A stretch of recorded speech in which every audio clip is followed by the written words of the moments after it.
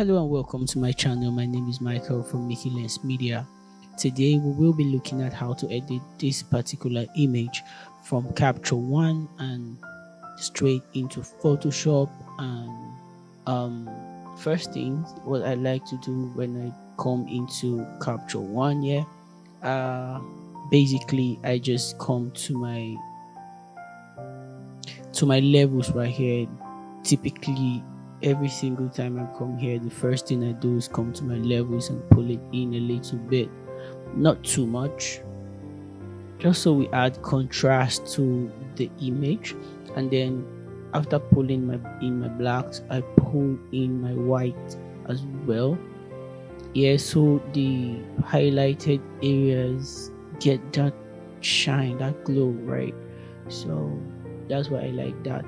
And then furthermore, I like to turn on my exposure warning on, just so that if for any reason, let me increase the exposure for a minute. See how it's peaking here. It's telling you, you're beginning to lose details and this image is getting all blown out. So that's why I like to keep my exposure warning on. So it serves as a guide to help me maintain how far I want to go with the image here. So I like to still pull up my dehaze, and to my clarity, the image is stark sharp already, so basically I won't really be doing much. I'll just add, say, about 5. It's okay, 5%. Alright, so now we have come. Let's go to our before and after. Once you click this on, your before and after is up here, so you can just drag it here. This is before, and then we drag back. This is after. This is before and this after. You can tell that a lot has changed from this image. Right now, let's take it back. Let's turn this off for a minute while we continue with what we're doing. Right, so in order to work again, I like to come to my high dynamic range and I pull in my blacks a little bit, and then for the shadows I tend to pull it up. Right, so the highlight, I like the kind of glow it's giving me here, but if it were to be too much, what I'll do is I'll take down the highlight. But I like the kind of glow it's giving me. Matter of fact, I'll just add it a tiny bit by increasing my white. So see that shine, that beautiful shine. I actually like it. That's why I'm doing that. Right, so basically another thing I'll do is I'll come to my color wheel right here. So leaving it at the advanced, I'll say,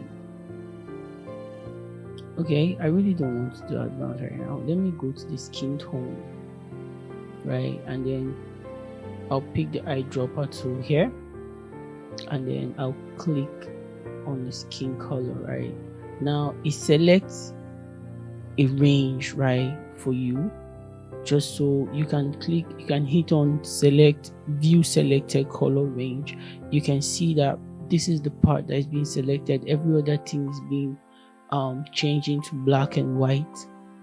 So in order to further remove this from the red part, if you look at this place here, you will see that, okay, while it was like this, it was still picking part of the reds, which is being shown here. Right now, if you take that all the way up, it reduces the effect it has on the the pink material the model is putting on. Right, so you see how this has helped to see this is the part we have selected here. Now what we would like to do is I'll come to the hue here and I'll increase it a little bit. Right now, for the colors to match with themselves, that's why I'm doing that. And if you can see, I am working on the uniformity, But then again, I don't want the shadowed part, which is the contoured part of her face, to be the same color as the highlighted part, so I can't go all the way. You see, it's flattening out, and that's not what we want, right? So I'll just take it up a little bit. Yeah. So for the lightness, you can increase. See, if you take it all the way up, see how everywhere becomes lighter here. Now we don't want that. I just want a little bit. I just want it to be lighted a little bit, right? So that is it really. And when you turn back off the view selected color range, now it goes a long way to tell you that everything you've added here is on the skin tone, because that's the color you have selected.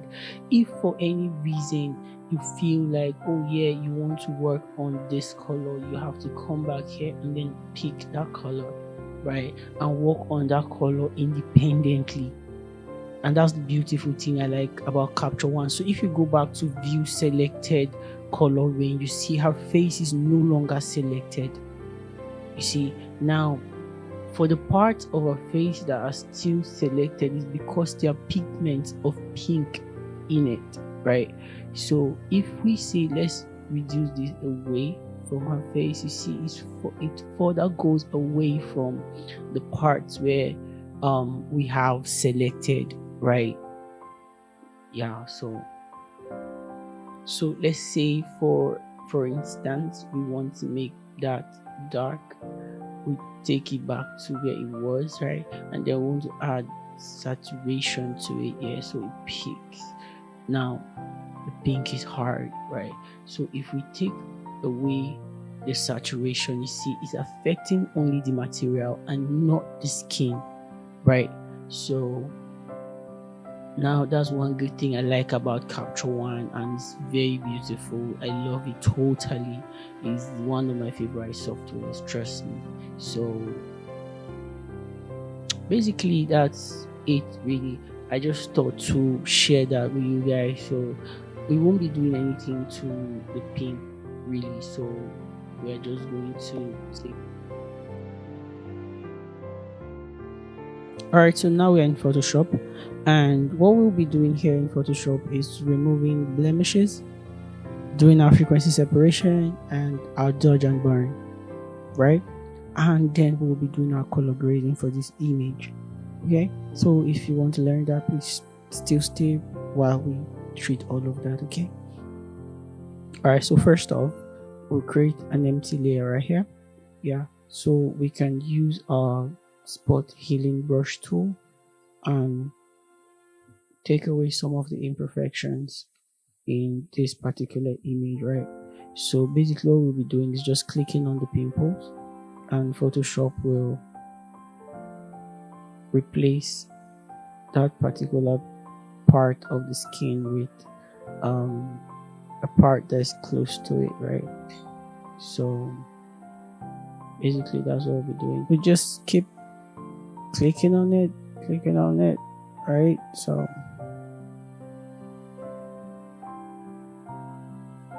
for the most part, this model actually have a great skin, so there's not so much we need to take care of. I think frequency separation will do justice to the skin right here, so I won't be doing so much, right? So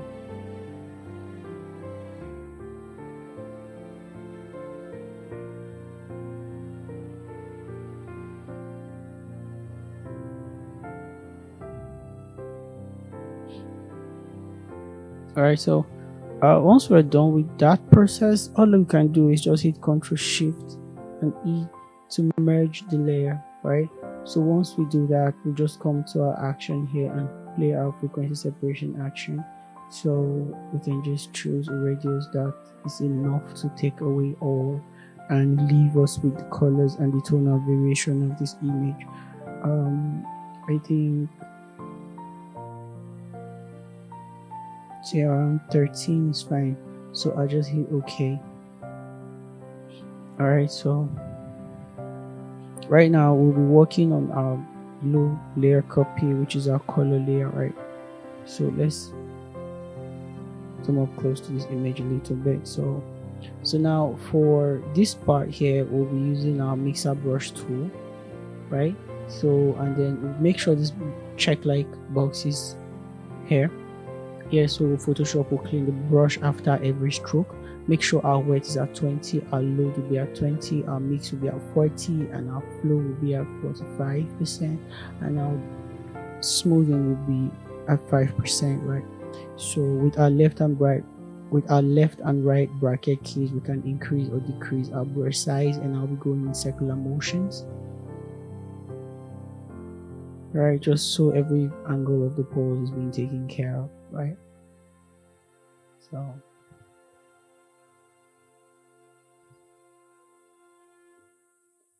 alright, so you just keep reducing or increasing the brush size to every area of the skin you're working on, just so you get a brush size that's equal to that part, right? Yeah.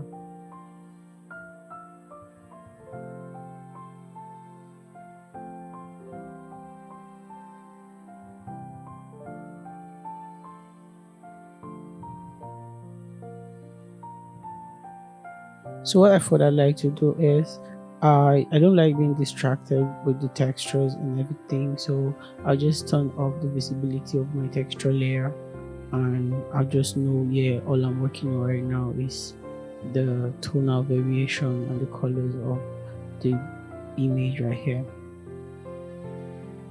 Yeah, so just want to see how we can blend and even out the colors and soften it like a great deal, right? So because I'm not really seeing the textures right now, and I'm not really touching them really, it's the colors and all that I'm actually working on right now, so it's okay. So basically here I want to see the transition between the highlighted area and the contoured area, right?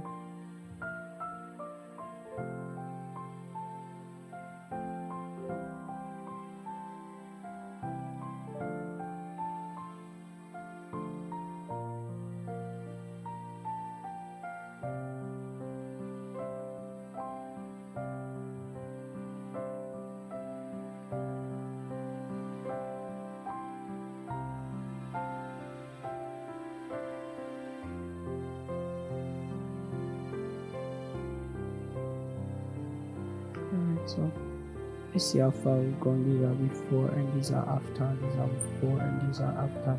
You can see we are actually taking this to a place where we want it to be at. So you see how far you've gone. Sometimes you just need to check and see where you've been and see where you're actually going, right? So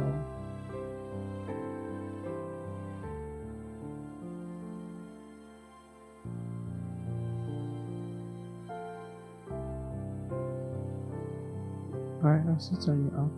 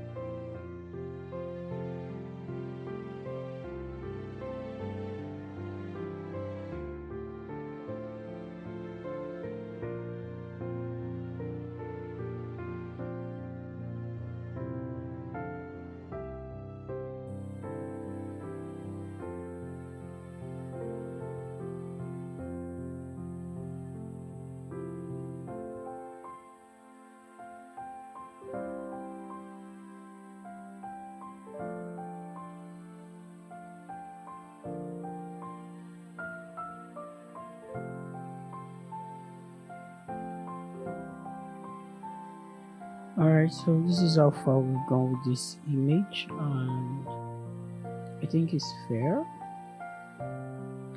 So you can just take your time with this process. Really, for tutorial's sake, I'm trying to see how the video is not so long. So these are before and these are after. These are before and these are after. You can tell that we've done a lot with this image. So right about now, we'll just jump into a dodge and burn action. Alright, so for the dodge and burn, we will be using our brush tool right here.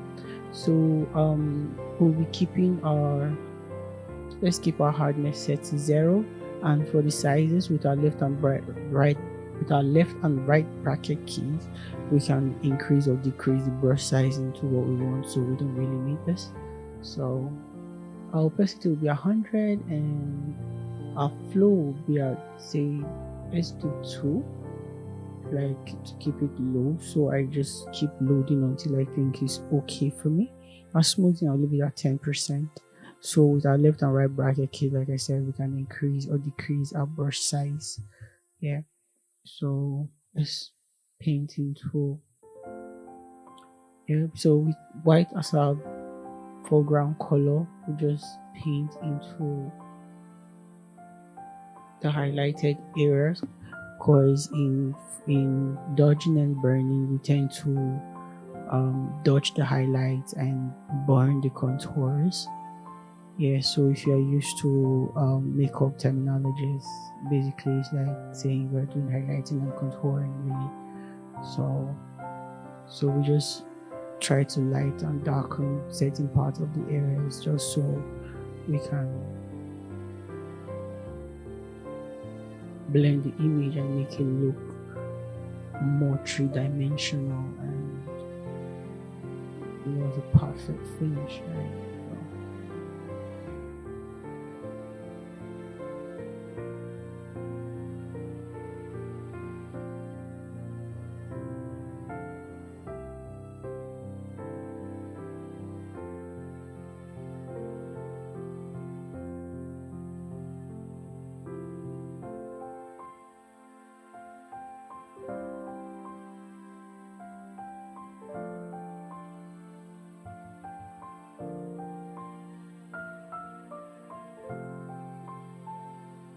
So these are before and these are after, these are before and these are after. But what I also like to do here is I'll hold alt and click on the mask right here, so we load all the masks that we've actually painted in. So you can just go into filter, blur and Gaussian blur to feather out the edges, right? So I'll add a little blur to the edge. Yeah, I think 60. Let's do 60.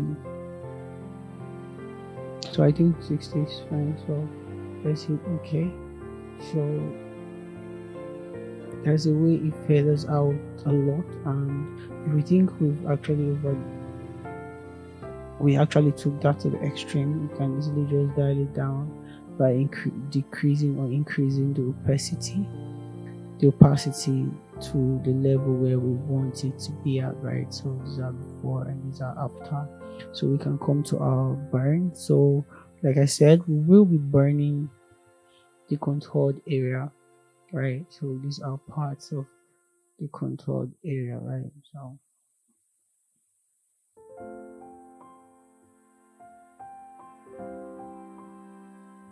and then the side of the nose.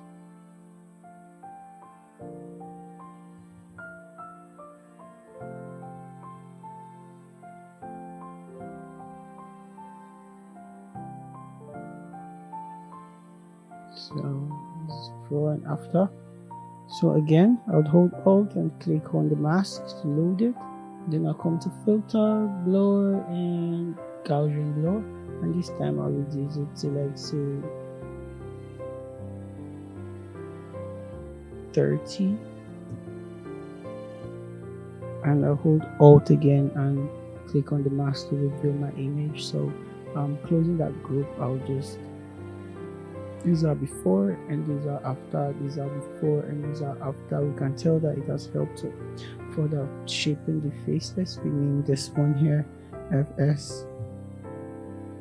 Yeah, so a frequency separation group and then our dodge and burn group. So basically this is before dodge and burn, before frequency separation. So this is how far we've gone with this image right here. So what I'll further do is I'll try to see how we can color grade this image.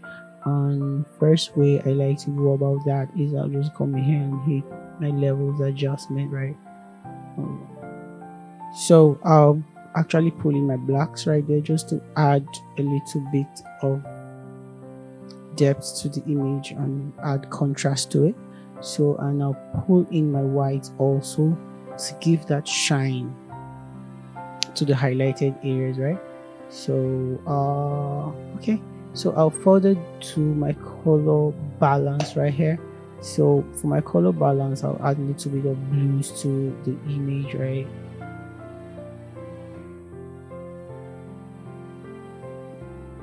Let's say 10 is fine. And I'll further add a little bit of cyan to the image just so it doesn't look too red.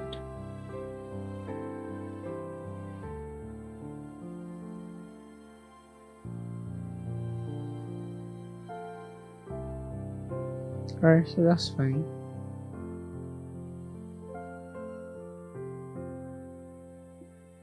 Alright, so for the eyes, I'll actually hit on my black and white adjustment layer right here, and then I'll hit Ctrl I to invert it. And once that is done, I'll zoom into the image a little bit, and this time I'll be going in with my brush tool again right here. And for this, we'll actually increase our brush size to like say 30 and hit OK. And we paint it into the eyes with white as our foreground color, right? As white reveals and black hides in Photoshop.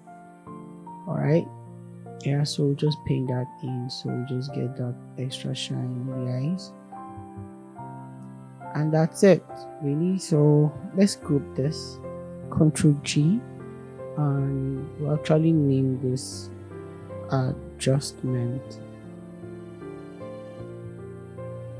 Alright, just so our work is being tidied up and we'll see where we've been and then where we're headed. So this was before any adjustment was added, and this was before dodge and burn, and this was before frequency separation. You can tell that we've actually taken this picture a great deal, right?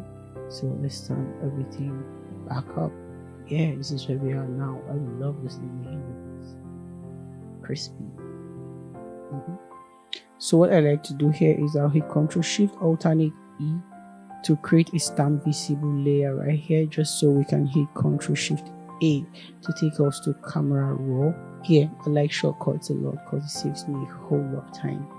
So right here I'll just reduce the saturation a little bit, yeah, and then I'll increase the vibrance to compensate for that. And then for the dehaze, I'll actually take it up a tiny bit, and this image is actually stock sharp, so there's really no need to add clarity, but I just say let's do just 2. This is fine, and I think this is basically what I'll do here, because we've actually color graded this image in Photoshop and in Capture One, so there's no need going further, because as you can see, this image is looking super amazing. So let's hit OK right here. Alright, so that's it guys. If you like this video, please give us a thumbs up and try to subscribe to our channel to help us create more content for you guys. Thank you.